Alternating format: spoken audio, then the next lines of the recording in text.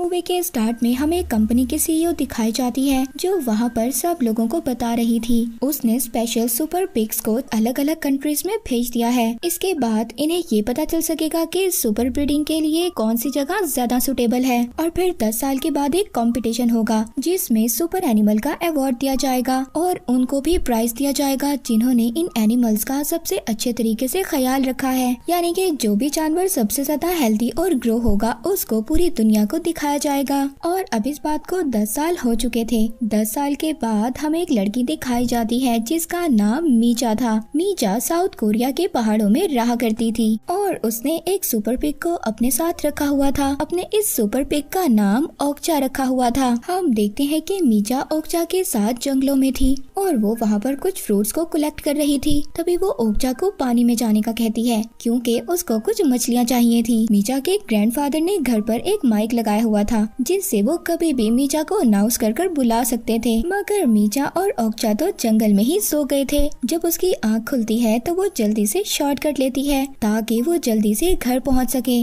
जल्दी जल्दी पहाड़ पर से गुजरते हुए मीजा का पाँव स्लिप हो जाता है और वो पहाड़ से नीचे गिर जाती है। मगर तभी ओक्चा एक रस्सी से उसको बचा लेता है और उसको बचाते बचाते खुद नीचे गिर जाता है। अब वो अपने फ्रेंड ओक्चा को ढूंढने के लिए खुद नीचे जाती है और उसको आवाज लगाती है ओक्चा। बट थैंकफुली ओक्चा तो बिल्कुल ठीक था। वो जल्दी से ओक्चा को गले लगा लेती है। यानी कि इस बात से हमें पता चलता है कि वो दोनों बहुत ही ज्यादा अच्छे दोस्त थे। अब रात को मीजा जब अपने ग्रैंडफादर के साथ खाना खा रही थी तो उसके ग्रैंडफादर उसको बताते हैं कि मीजा तुम्हारे अंकल आ रहे हैं। ये वही अंकल थे जिन्होंने इनको ये सुपर पिग दिया था और मीजा के अंकल भी उसी कंपनी के लिए काम किया करते थे जिस कंपनी को हमें मूवी के स्टार्ट में दिखाया गया था। मीजा रात को सोने के लिए ओक्चा के पास चली जाती है। इन दोनों में तो बहुत ही गहरी अटैचमेंट थी। अगले दिन मीजा के अंकल अपनी पूरी टीम के साथ उनके घर पर आ जाते हैं। उन्होंने ओक्चा के कानों में एक डिवाइस लगाई हुई थी जिससे वो ये पता कर सकते थे कि ओक्चा की हेल्थ कैसी रहती है। वहीं पर हमें मीजा के अंकल के साथ एक डॉक्टर भी दिखाए जाते हैं। ये सुपर पिग की ब्रीडिंग किया करते थे।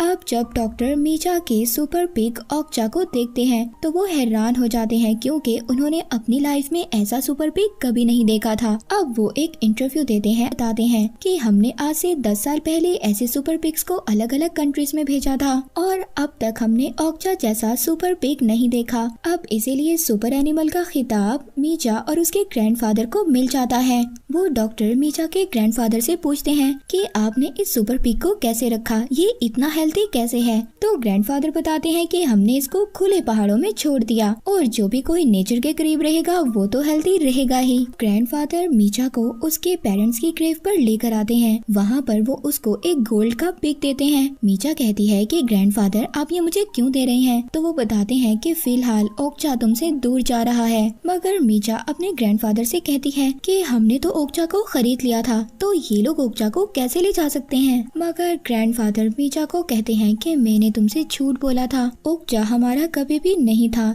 ये सुनकर मीजा बहुत ज्यादा उदास हो जाती है। मीजा के ग्रैंडफादर बताते हैं कि आज रात कॉर्पोरेशन कंपनी वाले उसको एक अलग डिपार्टमेंट में रखेंगे और फिर उसको अमेरिका ले जाएंगे। अब ये सुनकर मीजा बहुत ज्यादा उदास हो जाती है। वो अपने ग्रैंडफादर से गुस्सा थी कि उन्होंने आज तक उसको ये सच क्यों नहीं बताया। वो जल्दी से घर की तरफ भागती है। जब वो जाकर देखती है तो वहाँ पर तो कोई भी नहीं था। वो लोग ओक्चा को ले जा चुके थे। वो जल्दी से भागती है, रोड की तरफ जाती है मगर वो देखती है कि ओक्चा को तो गाड़ी में ले जा चुके थे। इसके बाद वो दोबारा से घर आती है। वो अपना गोल्ड का पिग लेती है और कुछ पैसे लेती है। वो अपने ग्रैंडफादर को कहती है कि मैं ओक्चा को बचाऊंगी। मगर उसके ग्रैंडफादर कहते हैं कि बेटा उसको दूसरों का खाना बनना है, ये उसकी डेस्टिनी है और तुम और मैं इस चीज को नहीं बदल सकते। मगर मीजा नहीं रुकती। वो जल्दी से भागती है और ट्रेन में बैठ जाती है।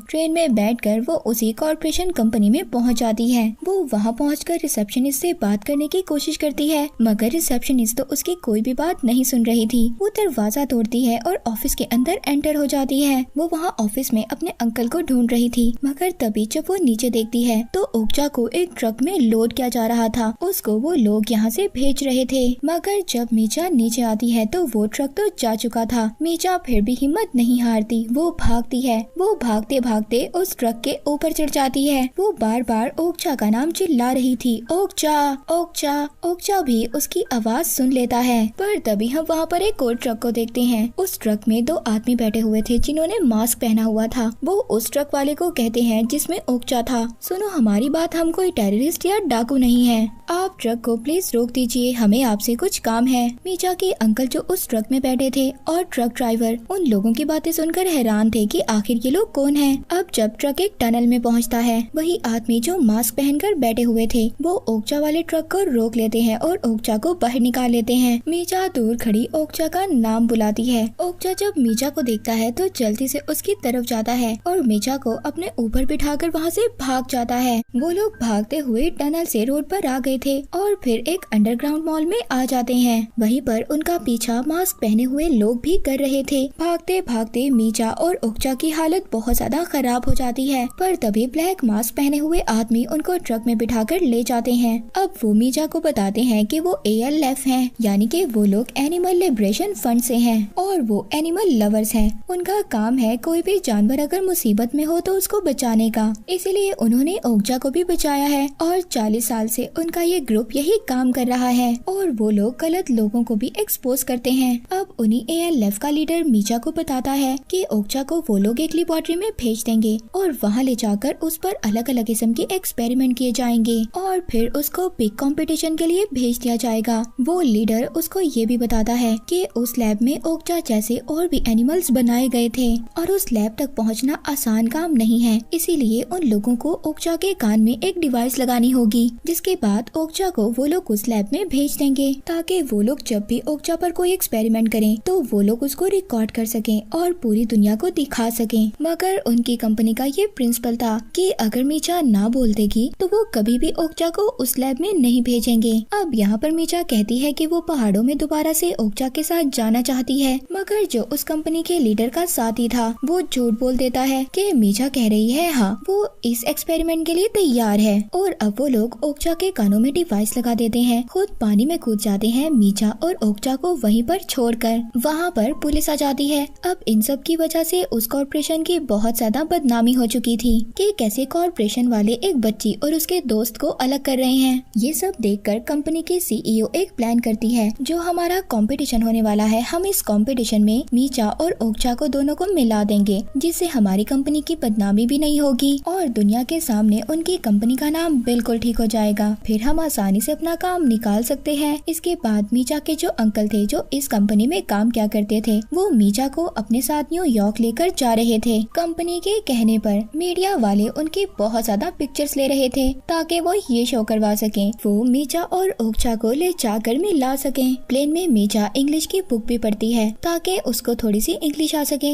इसके बाद हमें ओक्चा को दिखाया जाता है जिसको लैब में भेज दिया गया था। वहाँ लैब में और भी एनिमल्स को रखा गया था। वहाँ पर जो डॉक्टर थे वो ओक्चा जैसे एनिमल को देखकर हैरान हो जाते हैं, बहुत ज्यादा खुश होते हैं।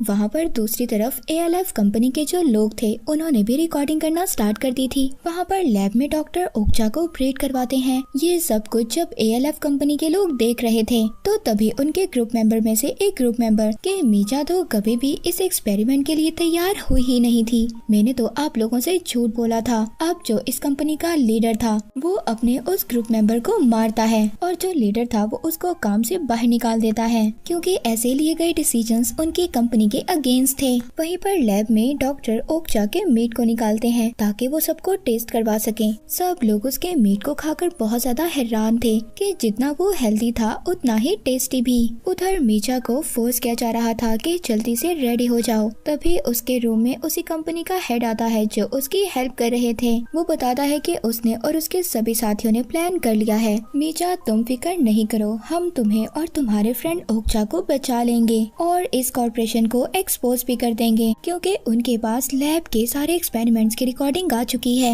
उधर बाहर उस कंपनी ने अपने इवेंट को शुरू कर दिया था। वहाँ पर मीचा को लाया जाता है और अनाउंस किया जाता है कि मीचा को ओक्चा से मिलाया जाएगा, मगर ओक्चा मीचा को नहीं पहचानता कि वो उसकी फ्रेंड है। वहीं पर दूसरी तरफ उस कंपनी ने सभी वीडियोस उस डॉक्टर की ऑन कर दी थी जो वो लैब में जानवरों पर एक्सपेरिमेंट किया करता था। तभी वहाँ पर जो लोग थे वो बहुत ज्यादा नाराज हो जाते हैं और उस डॉक्टर पर अटैक करते हैं। वहाँ पर ओकचा भी आउट ऑफ कंट्रोल हो गया था। वो मीचा पर अटैक कर रहा था, मगर तभी जो ALF कंपनी का हेड था वो मीचा को बचाने के लिए ओकचा को मारता है। पर तभी मीचा वो रॉड रोक लेती है, क्योंकि मीचा ये नहीं चाहती थी कि उसके फ्रेंड को किसी भी तरह का नुकसान हो। तभी मीचा वहाँ पर ओकचा को देखती है और उसके कान में कुछ कहती है। वहाँ पर जो दूसरी तरफ इस कंपनी की CEO थी, उसके हाथों से सब कुछ जा चुका था, इसीलिए वो अब इस कंपनी का कंट्रोल अपनी ट्विन सिस्टर को दे देती है, जिसका नाम नैन्सी था। नैन्सी की पहुंच बहुत दूर तक थी। CEO की जो बहन थी वो कुछ आर्मी ऑफिसर्स को बुलाती है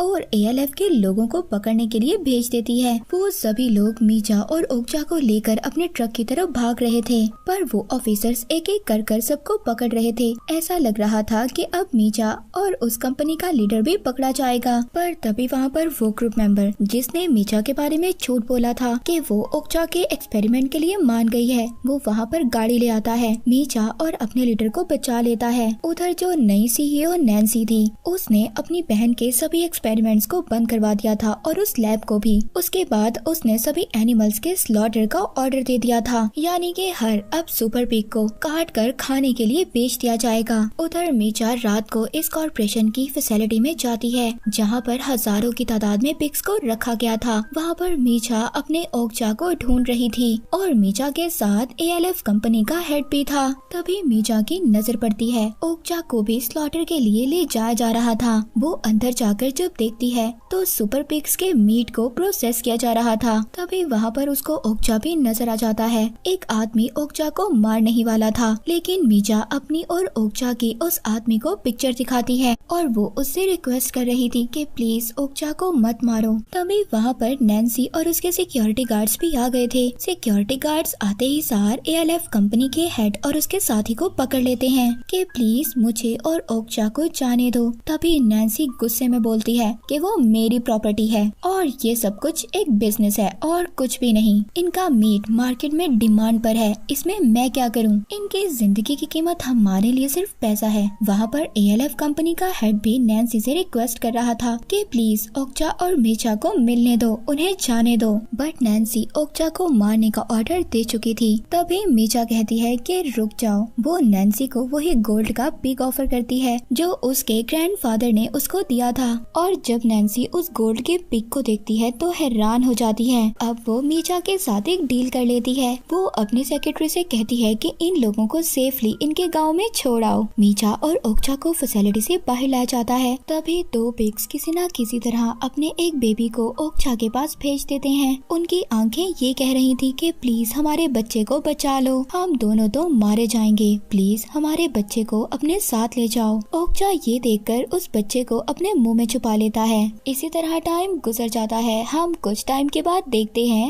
ओकचा और मीचा अपने साउथ कोरिया में आ गए थे अपने घर पर। उनके साथ अब बेबी पिग भी था। मीचा अपने ग्रैंडफादर के साथ दोबारा से रहने लगी थी। बहुत ज्यादा स्ट्रगल के बाद आखिरकार मीचा ने ओकचा को बचा ही लिया था। ये मूवी यहीं पर एंड हो जाती है।